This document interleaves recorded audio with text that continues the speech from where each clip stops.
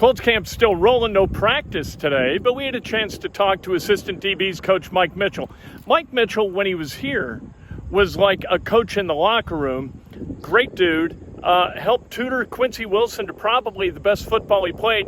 We start talking about that, and then we get to the current guys and how they're working out. Let me take you back to when you were a player here. All right, had a guy named Quincy Wilson. Mm-hmm. And Quincy played really well when you were here. Mm-hmm. And it seemed like you had something to do with it.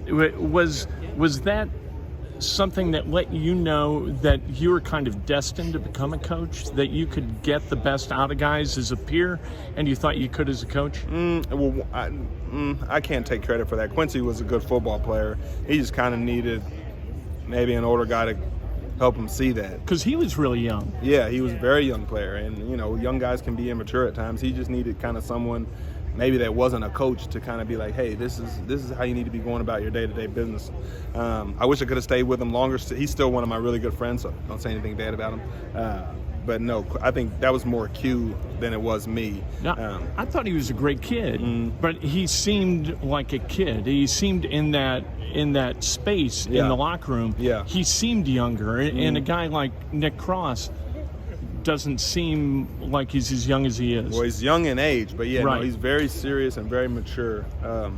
He's got an interesting personality. I really like him a lot. Him and Q are very different.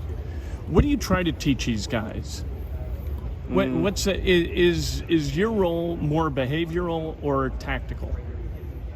Well, a lot of the things I say, I'm just piggybacking off what Coach Milas says, and then I think Coach Milas does a great job of acknowledging the fact that I've actually been in a helmet.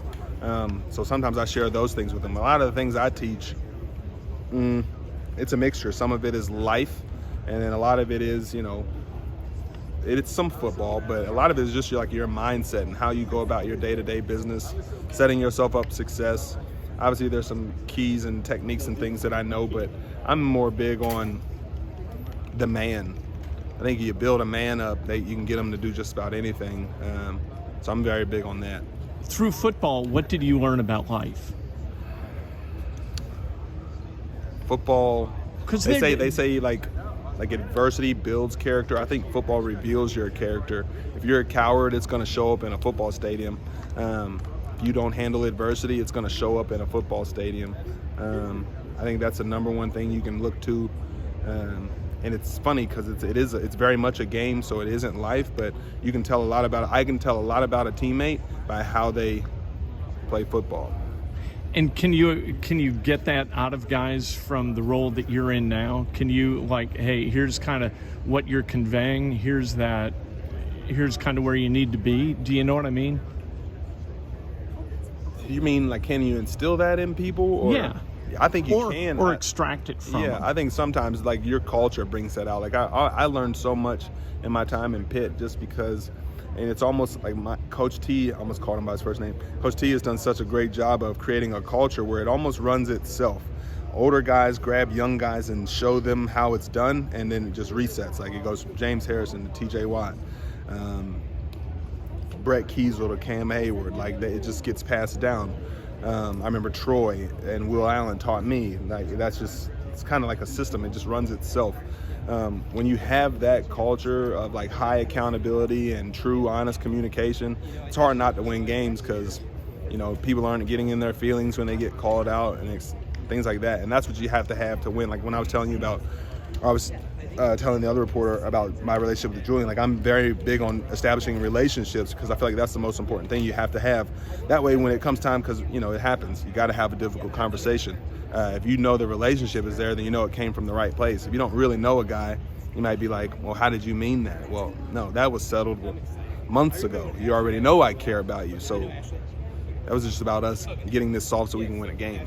Rodney's been in the league for a long time, and you guys were peers. You guys played simultaneously.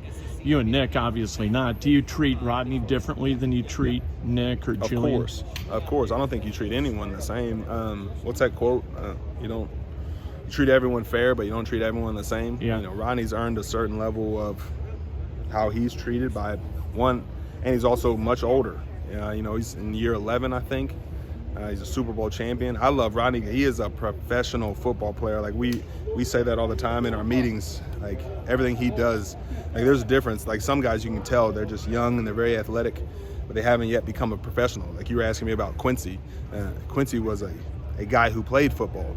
The year I was with him, I was teaching him how to become a professional football player. Yeah. Rodney McCloud is, like Nick is blessed to have a guy like that in the room that he can watch him and his habits every day and learn, this is how I should go about my day-to-day business. That's assistant DB's coach Mike Mitchell. What a great dude. You knew when you were in the locker room with him for the brief time that he was a Colt that he was going to make a hell of a coach if he ever wanted to do that. And you know what? He checks all the boxes.